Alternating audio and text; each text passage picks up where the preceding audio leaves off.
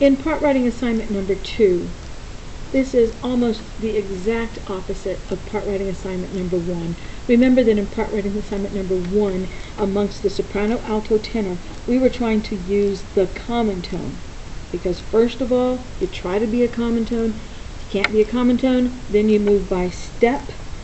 So there, in part writing assignment number 1, it was one common tone and 2 voices moved by step.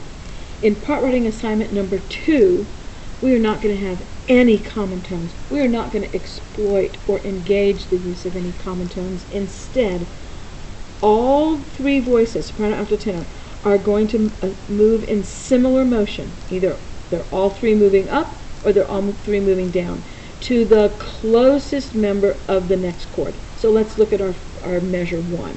It's still 1-5-1 in the key of C major, so C, G, C as far as our lead sheet symbols. In the soprano, 1, 2, 1. In the intervals between bass and soprano, C to C, octave. G to D, that's a 5th. C to C, there's the octave. Notice that the tenor is ascending by 3rd, the alto is ascending by 3rd, and the soprano is ascending by step. So soprano, alto, and tenor are all moving in similar motion, meaning they're all moving in the same direction. Notice that in part writing assignment number 2, there are no common tones as 1 moves to 5. So G cannot stay as the common tone, but instead looks for the closest member of the next chord, which is going to be G. The E looks for the closest member of the next chord, G. The C looks for the closest member of the next chord, which is D.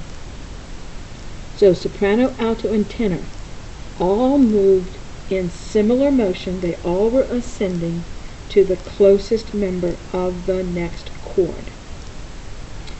Take a look at measure 5. Measure 5 is in the key of G minor, and it is, as the previous pages have been, 1-5-1.